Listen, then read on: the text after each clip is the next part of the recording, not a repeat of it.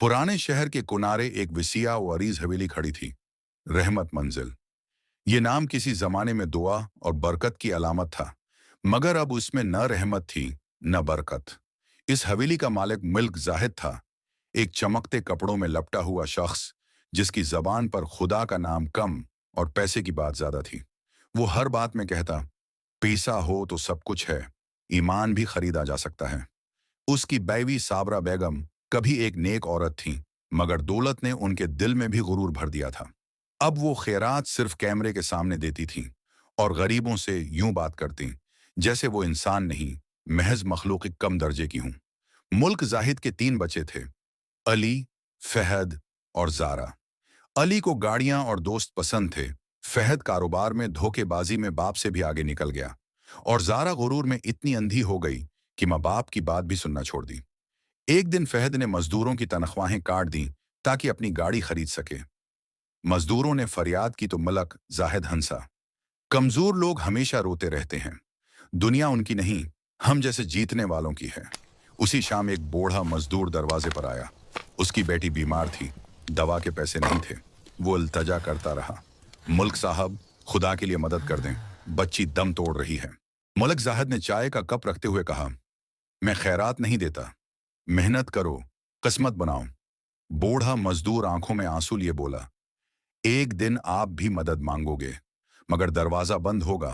इसके अल्फाज हुआ में घल गए, मगर तकदीर ने वो सुन लिए।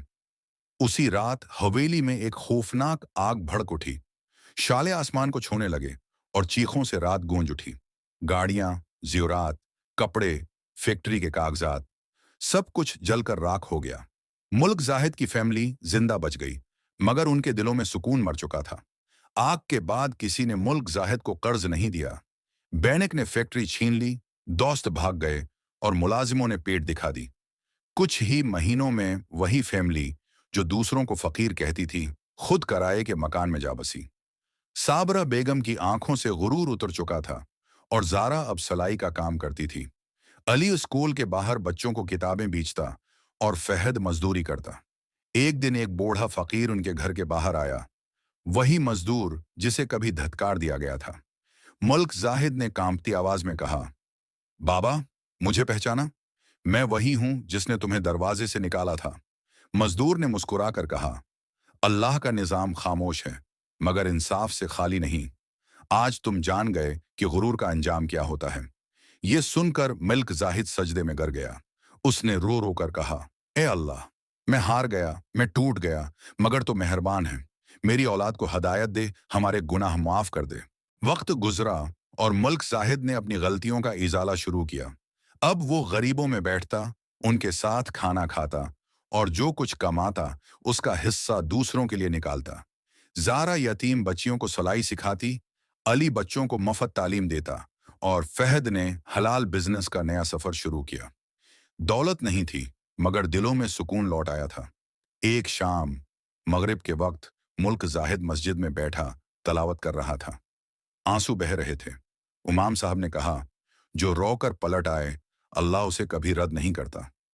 मुल्क जाहिद के होंठों पर आखिरी अल्फाज थे, आए अल्लाह, शुक्र है कि तूने गुनाहगार को माफ कर दिया। इसी लम्हे वो खामोश हो गया। एक रोशनी सी चमकी, गोया रब ने उसकी तौबा कबूल कर ली हो। गुरूर इंसान को अंधा कर देता है, मगर तौबा इंसान को दोबारा जिंदा कर देती है। गुनाह कितने ही बड़े क्यों न हों, अल्लाह की रहमत हमेशा इनसे बड़ी होती है।